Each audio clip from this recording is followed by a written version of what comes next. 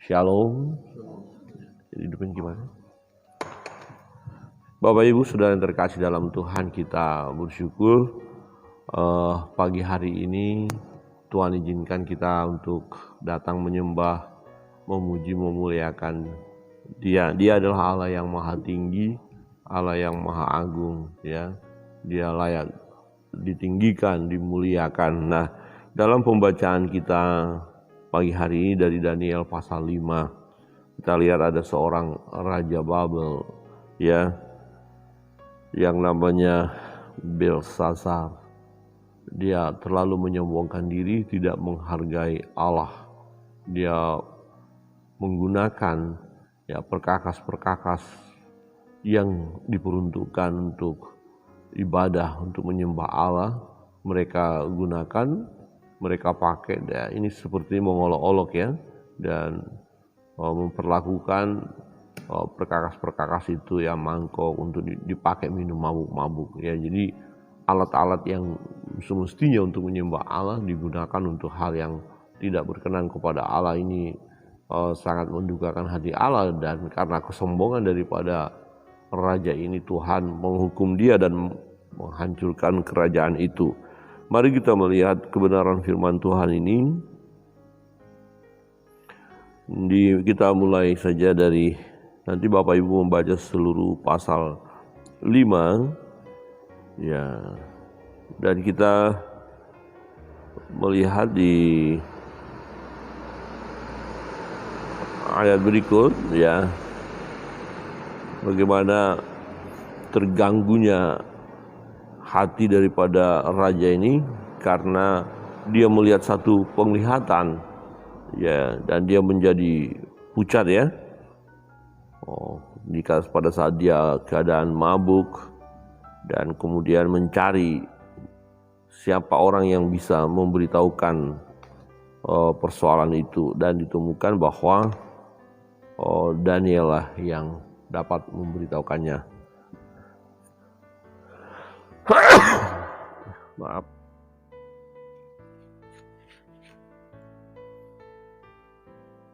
Di ayat 15 dikatakan begini, "Kepadaku telah dibawa orang-orang bijaksana, para ahli jampi, supaya mereka membaca tulisan ini dan memberitahukan maknanya kepadaku, tetapi mereka tidak sanggup mengatakan makna perkataan itu.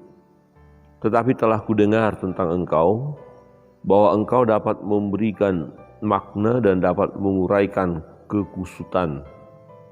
Oleh sebab itu, jika engkau dapat membaca tulisan itu dan dapat memberitahukan maknanya kepadaku, maka kepadamu akan dikenakan pakaian dari kain ungu, dan pada lehermu akan dikalungkan rantai emas, dan dalam kerajaan ini engkau akan mempunyai kekuasaan sebagai orang ketiga." Ayat 17, "Kemudian Daniel menjawab raja, tahanlah hadiah tuanku, berikanlah pemberian tuanku kepada orang lain. Namun demikian aku akan membaca tulisan itu bagi raja dan memberitahukan maknanya kepada tuanku. Ya tuanku raja, Allah yang maha tinggi telah memberikan kekuasaan sebagai raja, kebesaran, kemuliaan, dan keluhuran kepada Nebukadnezar, ayah tuanku. Dan oleh karena kebesaran yang telah diberikannya kepadanya itu, maka takut dan gentarlah terhadap dia orang-orang dari segala bangsa, suku bangsa, dan bahasa. Dibunuhnya siapa yang dikehendakinya, dan dibiarkannya hidup siapa yang dikehendakinya. Ditinggikannya siapa yang dikehendakinya, dan direndahkannya siapa yang dikehendakinya.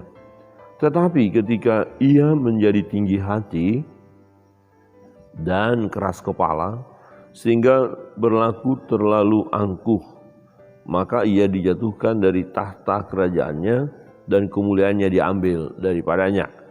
Ia dahulu dari antara manusia, ia dihalau dari antara manusia, dan hatinya menjadi sama seperti hati binatang, dan tempat tinggalnya ada di antara keledai hutan. Kepadanya diberikan makanan rumput seperti kepada lembu, dan tubuhnya basah oleh embun dari langit, sampai ia mengakui bahwa Allah yang maha tinggi berkuasa atas kerajaan manusia dan mengangkat siapa yang dikehendakinya untuk kedudukan itu. Nah, tetapi tuanku Belsasar, anaknya, tidak merendahkan diri. Walaupun tuanku mengetahui semuanya ini, tuanku meninggikan diri terhadap yang berkuasa di surga, perkakas dari baitnya dibawa orang kepada tuanku, lalu tuanku serta para pembesar tuanku, para istri dan para gundik tuanku telah minum anggur dari perkakas itu.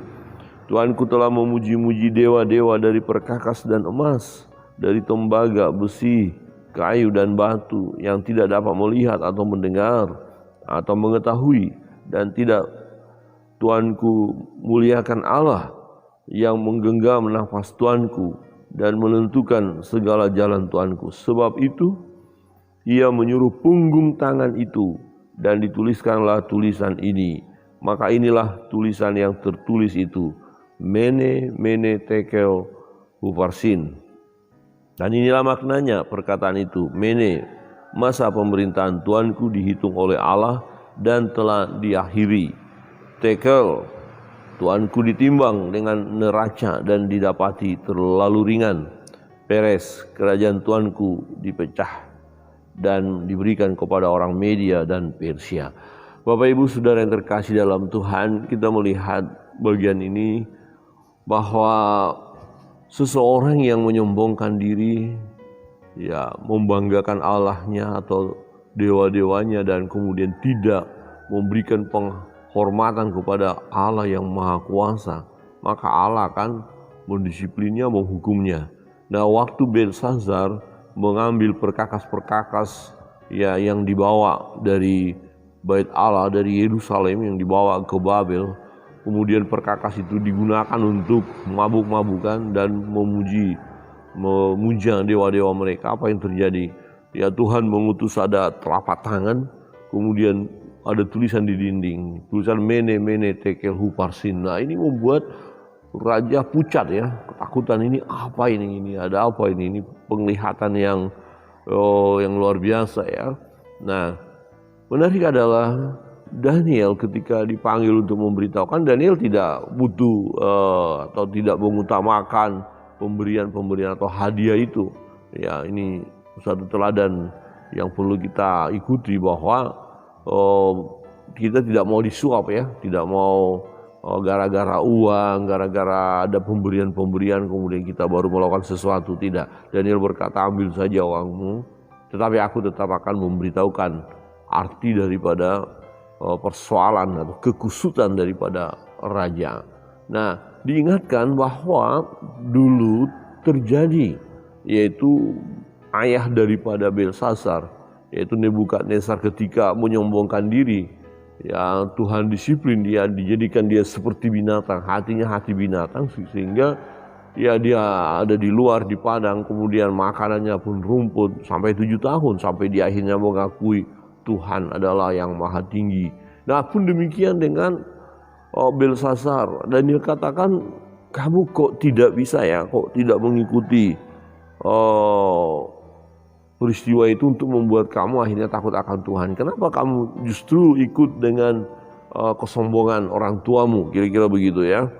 Nah, bukannya Belsasar tidak tahu peristiwa itu, ya dikatakan bahwa dia pun tahu. Tetapi tuanku, di ayat 22, tetapi tuanku Belsasar anaknya tidak merendahkan diri, walaupun tuanku mengetahui semuanya ini. Mestinya kan Belsasar harus sadar, wah, ini papa saya menjadi seperti binatang ketika dia menyombongkan diri sebagai Raja Babel yang hebat. Mestinya melalui hukuman itu dia tidak mengulangi dong kesombongan itu. Dia harus sadar bahwa ketika Tuhan bertindak, tak ada satu kuasa pun, bahkan dewa-dewa mereka pun tak mampu menolong. Harusnya belajar. Jadi ini bagi kita ya, harusnya kita belajar ketika ada peristiwa ya seperti misalnya Nebukadnezar ya mengalami hal itu, ya kita kalau diposisikan kepada Belsasar, ya belajar dari peristiwa Nebukadnezar ya yang sombong kemudian didisiplin. Jadi kita jangan mengulangi lagi kesombongan itu. Ya, nah ternyata kesalahan Belsasar adalah tidak merendahkan diri, ya.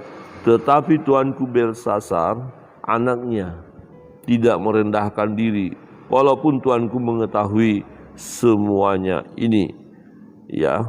Tuanku meninggikan diri terhadap yang berkuasa di surga. Inilah persoalannya.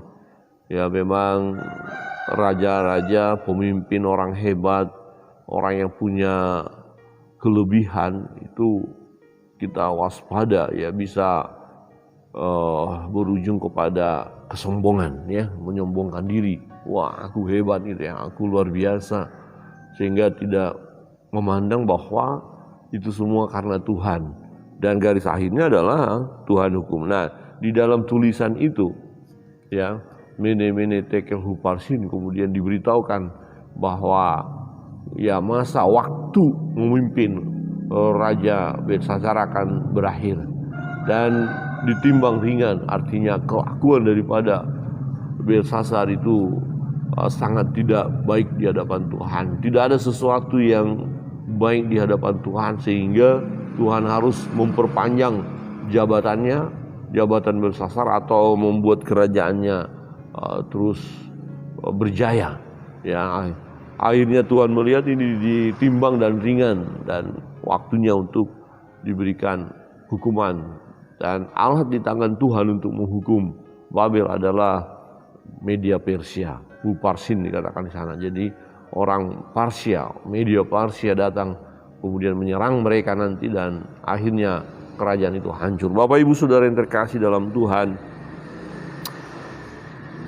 pelajaran yang pertama yang perlu kita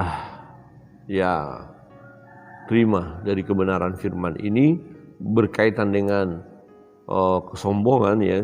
Jadi supaya kita tidak sombong, dan secara khusus apa yang menjadi bagian untuk Tuhan jangan pernah kita coba-coba mengambil alih atau memperlakukannya secara dunia. Ya, jangan mempermainkan. Nah, di sini kita lihat apa? Belsasar memakai perkakas-perkakas yang semestinya untuk Tuhan. Ya, peralatan-peralatan yang digunakan untuk Tuhan dipergunakan secara tidak benar, itu sama dengan mengolok-olok Tuhan. Ya, mengolok-olok Tuhan. Jadi ini penting sekali bagi kita, sesuatu yang sudah dikhususkan untuk kemuliaan Tuhan, jangan pernah kita pergunakan untuk kepentingan kita, untuk kegagahan kita. Ya, itu sama dengan kita mengolok-olok Tuhan, dan Tuhan akan mendisiplin. Nah, pelajaran yang kedua adalah sebagaimana Belsasar sudah mengetahui peristiwa ayahnya, tetapi dia tetap meninggikan diri. Ya, dia tidak merendahkan diri. Mestinya peristiwa yang pernah terjadi menjadi satu pelajaran bagi dia untuk tidak mengulangi peristiwa itu. Jadi bagian yang kedua adalah mari kita belajar dari peristiwa yang sudah pernah terjadi. Nah, peristiwa-peristiwa yang sudah pernah terjadi itu menjadi satu materi pelajaran penting bagi kita. Itu sangat penting. Dengan kata lain, ketika kita belajar sejarah, itu punya arti yang luar biasa. Ya, kita memang tidak bisa mengulangi sejarah, tapi ketika kita belajar sejarah, kita tahu apa yang harus kita lakukan di masa yang akan datang.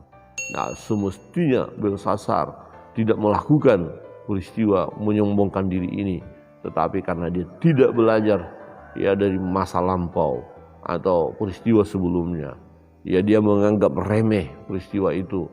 Nah, akhirnya dia mengalami disiplin dari Tuhan, dan kerajaannya tidak bertahan lagi. Kerajaannya dipecah. Akhirnya Media dan Persia nanti akan menghukum mereka. Itu alat di tangan Tuhan. Bapak Ibu Saudara yang terkasih dalam Tuhan, kita melihat kebenaran firman Tuhan ini. Mari kita pergunakan waktu kita yang ada. Kita pergunakan apa yang semestinya untuk Tuhan. Jangan pernah kita gunakan untuk kepentingan kita, untuk kegagahan kita, untuk kesombongan kita, atau untuk dewa-dewa atau penyembahan berhala. Jangan kita pakai alat-alat yang untuk Tuhan kita pakai untuk berhala. Itu sama dengan mengolok-olok Tuhan, dan hukumannya ya adalah disiplin, ada hukuman, ada. Kalau kita lihat dari raja ini, kerajaan hancur ya, pecah, tidak bertahan. Ya, jadi mungkin kalau bagi kita bisa saja berkat akan terhalang, ya sakit penyakit akan menimpa kita, penderitaan akan menimpa kita karena kita mengolok-olok Tuhan. Ya. Dan yang kedua tadi, mari lihat sejarah. Ya, ini penting sekali, jangan mengulangi kesalahan. Orang lain melakukan kesalahan, itu menjadi satu pelajaran penting bagi kita untuk tidak mengulanginya. Oh, orang itu salah, berarti saya tidak boleh melakukan hal seperti itu. Oh, saudara saya itu salah.